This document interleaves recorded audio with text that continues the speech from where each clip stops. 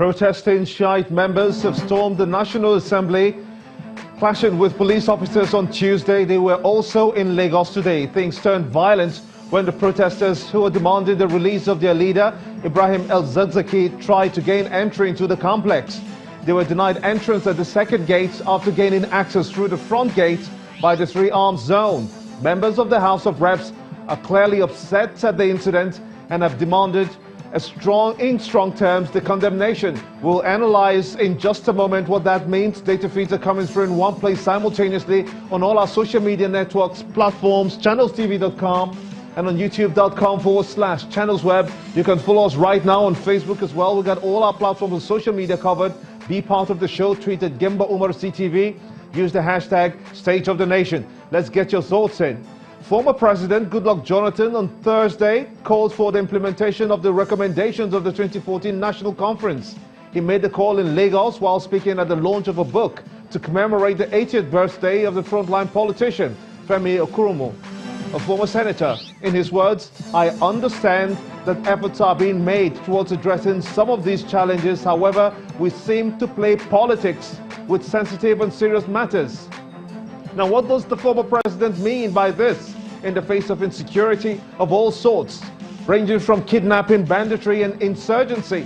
What more can be done by the president in the wake of the suspended Ruga settlement plans? The governor of Taraba State, Darius Ishaku, already wants the idea perished. It's prime time here in Lagos, and this is State of the Nation.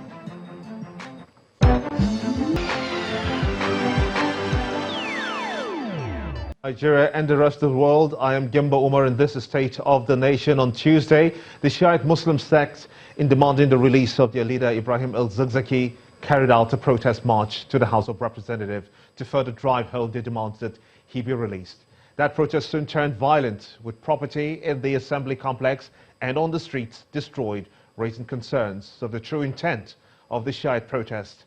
Over 40 members of the group were arrested on Tuesday and a further 30 were again arrested on Wednesday. Let's analyze this further, shall we? Bishop Johnson is the public affairs analyst and security expert. He joins us from our Abuja studios. With him is Mr. Mohammed Gamawa, is a member of the Islamic Movement of Nigeria, the IMN, a Shiite group as well. Oladende Rio is a security expert. He joins me in our Lagos studios. He's here with me. But let's start with you, Mr. Gamawa. What transpired on that day of your protest? Could you just run us through that?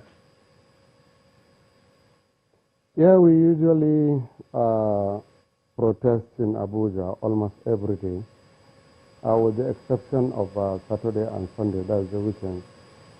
Last week we were at the National Assembly and we were received by Honorable Ado Dogwa. If I don't forget, he is the majority leader in the House. He attended to us and everything went on amicably. He collected some phone numbers of our leaders, which he promised to call.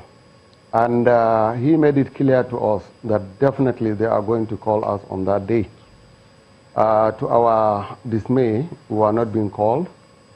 Then the following week, which is this, we gave him another date. We gave him Monday, and then we went there on Tuesday. Only for us to see people that are not part of us who turn the whole scenario upside down. This is not in our character. This is unfortunate, and this is quite strange to us.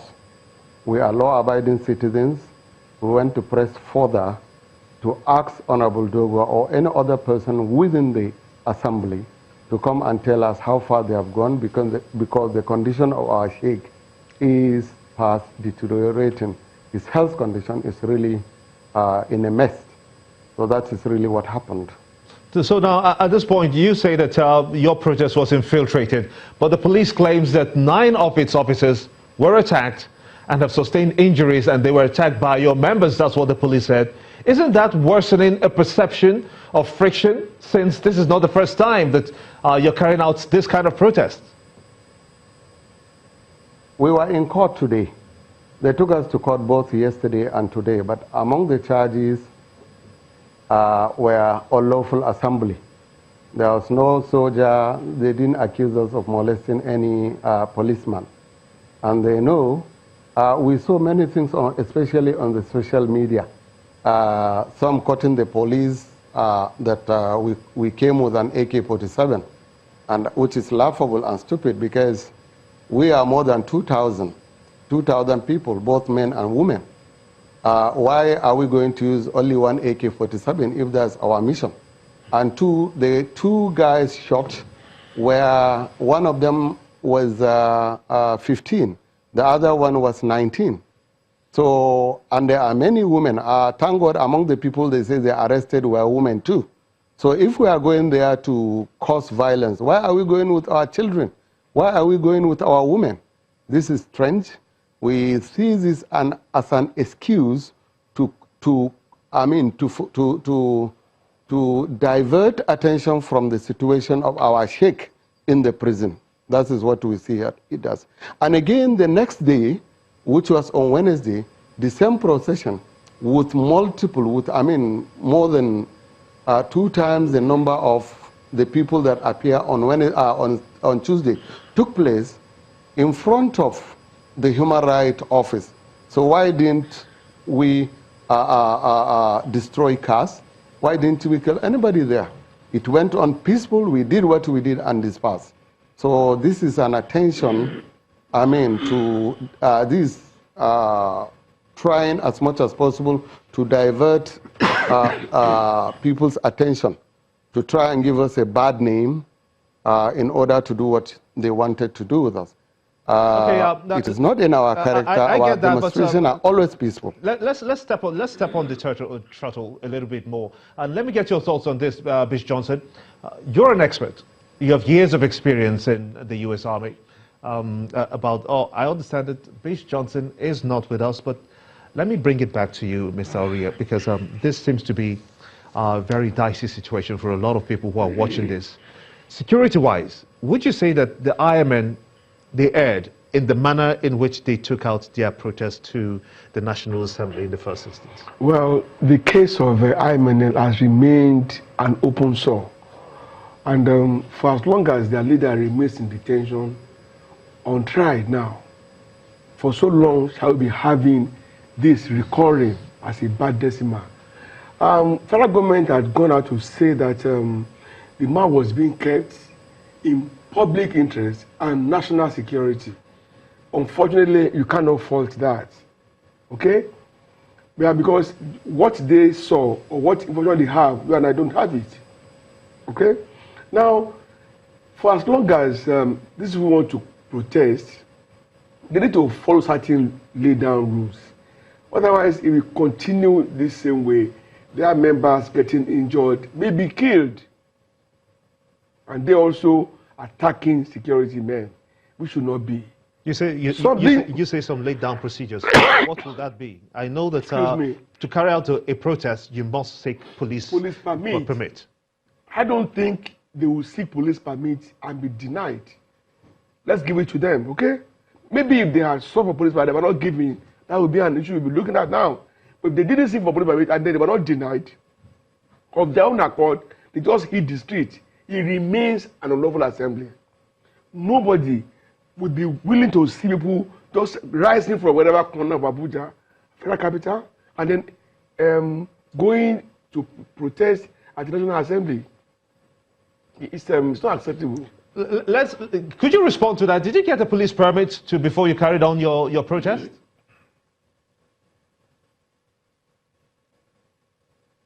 Mr. Gabawa, can you hear me? Yes, I can hear you. Did you get a police permit before you carried out your protest? There was a judgment to that effect by both lower court and up to Supreme Court that you don't need any permit from any policeman to embark on procession. The only thing we do is to tell the policemen where we start, where we are going to take up, and where we will end. That is what is in the Constitution, according to the Apex Court interpretation. At least we have Dino Malayo's case. We have other cases like that. So we don't need to go to the police and ask for any permission. The only thing we tell the police is that we are taking up from this point to the other. And two, I had my other brother in Lagos saying attacking security men. We are not known for that. So far, we have more than 2,000 martyrs that were killed by Nigerian government, previous and present ones. And I don't think we were ever found guilty in killing one single police officer or an army officer. So that is not true. Remember, government can paint you anyhow they want. Nedeko, that worked very, very, very hard to entrench democracy in Nigeria, was accused of so many things in this country, to the extent that a wife of a presidential candidate was gunned down, and innocent people were picked and shown on the TV to claim that they were the one that did that. But later, when we had a change of government, the perpetrators who went and arrested the other, innocent people were brought to book, and some of them were sentenced. So I don't know what the issue of, I want Nigerians to know that, look, we have been embarking on this peaceful demonstration for the past 2 years, and it has been peaceful. Now, I think the only point we are making is diversion by Nigerian government, because our sheikh is in a critical condition. There is no law that says this. Because you are charging Sheikh Ibrahim El-Zakzaky, you should not allow him to go and attend to his doctor. And okay. Secondly, all right. Again, I had him if I may that just butt in there, just so that I can get the reactions of Bishop Johnson, who has now joined us. Bishop Johnson, is it as simple as that for you when the sect demands the release of their leader and his wife?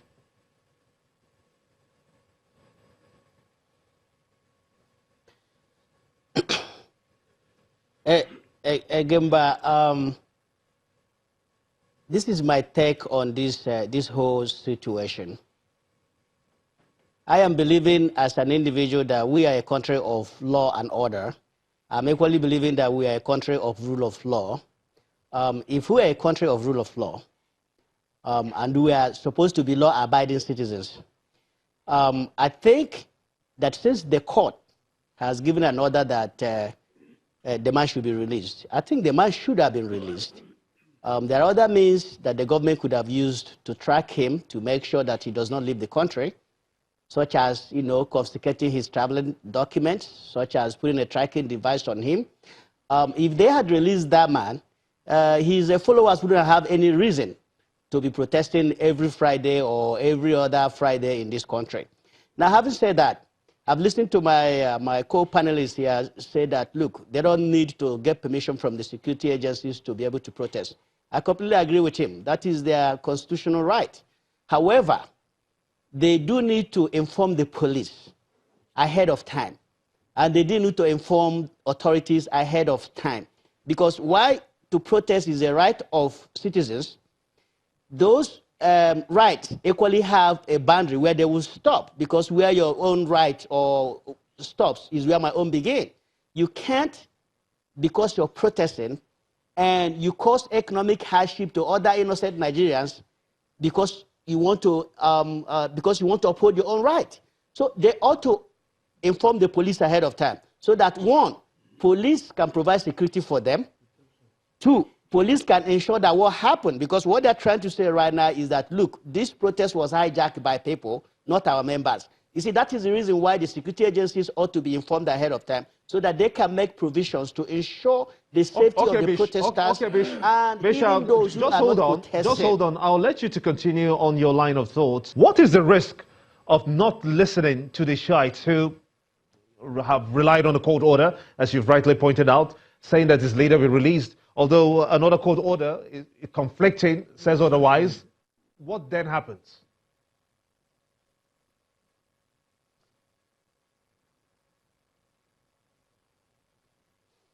Well, okay. I'm not aware about the conflicting order. The order that I'm aware of is the one that has, ordered that the government should release him. And I think that the government should release him. If they do release him, they will deny his supporters the reason that they have always been using for them to be on the street every weekend. Look, there are so many things the government can do. I've mentioned two of them. They can confiscate his traveling documents if they believe there is a flight risk. They can put him under house arrest in his own house and put, tracking device on him. If they do that, they will deny his supporters the reason they give every weekend why they are protesting.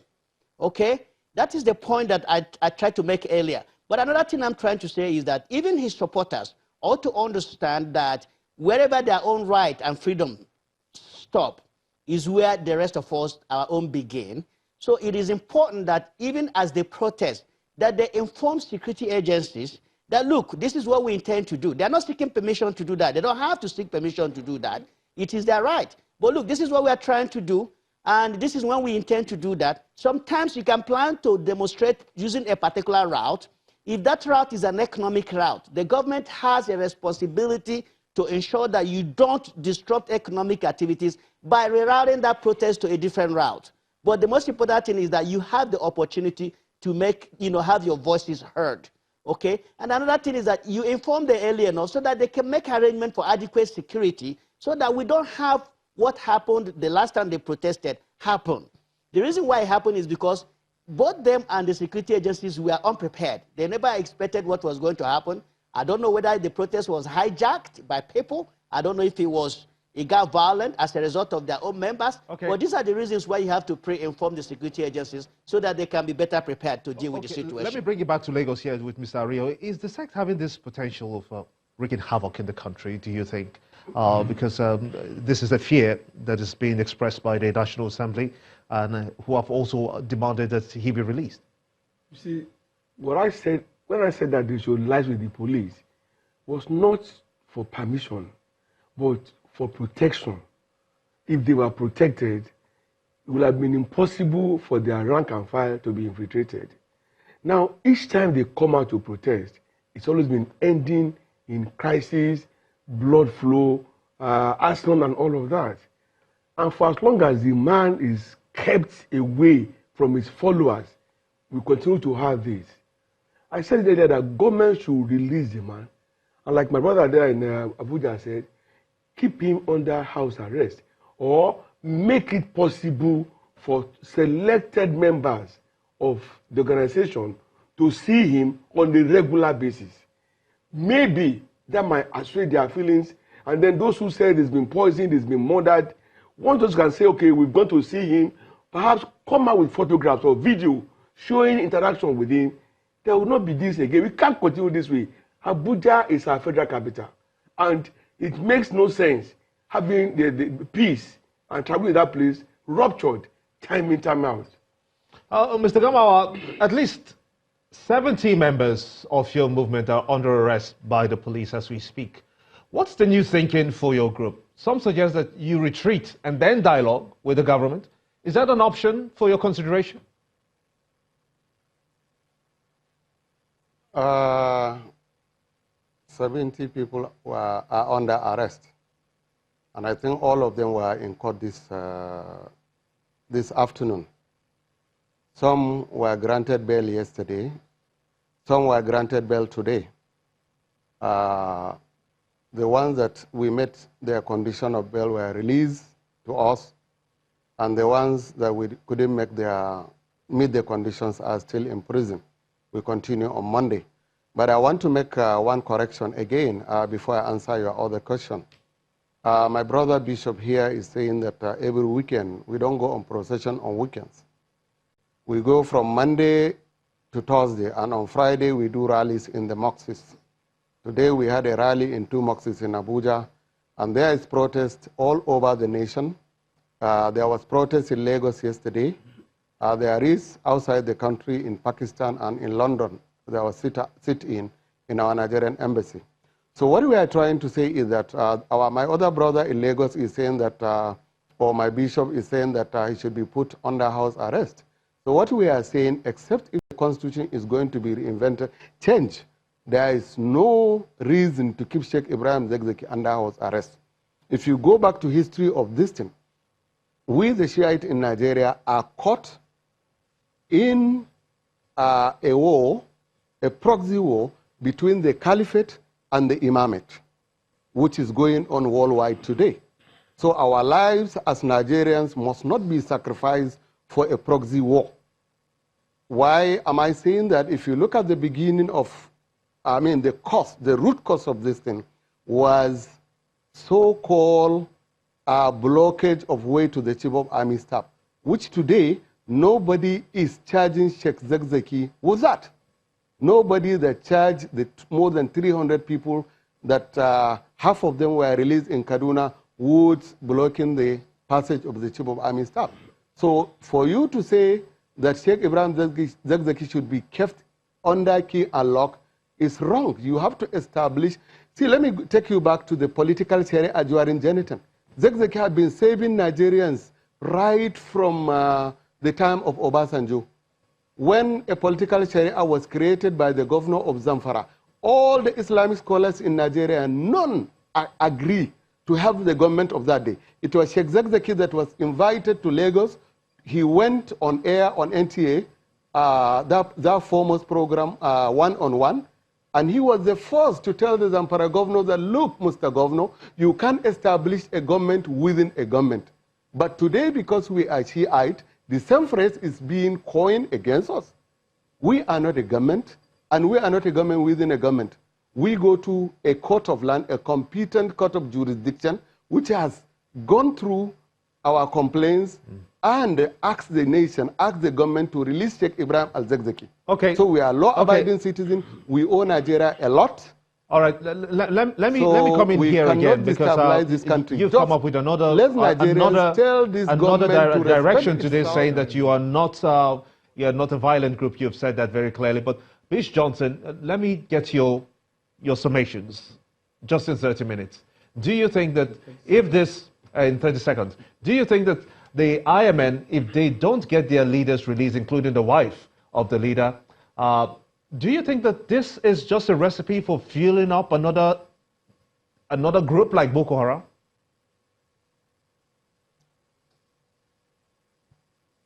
Yeah, Gimba, it looks just like that. Okay, if you go back in time and look at how Boko Haram started, this is how it began. It began with Muhammad Yusuf and being arrested and mysteriously dying in a very inexplicable way in the custody of the government. And it looks like the whole thing is being played out all over again. That is why we are saying that, look, this man should be released. The court order should be followed and the man should be released. Because we are supposed to be a country of rule of law, okay? Now, the way this whole argument is being framed is, it looks like rule of law is in conflict with national security. Rule of law is not in conflict with national security. As a matter of fact, rule of law and national security complements each other. While the rule of law guarantees national security protects the rule of law. So what I'm trying to say is this. If the man has been determined to be a national security threat, my brother here is saying that he should be placed under house arrest. If for any reason the government determines that this man is a threat to national security, the government has a right to place him under house arrest, you know, since it's been already ordered that the government should release him. The government can release him and put him under house arrest, or put a tracking device on him if they feel that he can be a security threat or if he's a flight risk. This is the point I'm trying to make. Look, if we don't handle this sheer problem very well, if we don't learn from history, we are going to repeat the mistake. That would be good. That would be a good place to let it rest, Mr. Johnson. Unfortunately, we're out of time to continue this discussion, but very clearly there has been a court order that has demanded that El-Zakzaky be released. What the government does with that next is what we'll be watching very closely. I must thank you so much indeed, Muhammad Gamawa, a member of the IMN, as well as a Bishop Johnson, security expert, as well as a public affairs analyst, and as well as Mr. Dende Oladide Ario. Always a pleasure having you with me here in our Lagos studios. And to you for being part of the show, many thanks indeed for watching.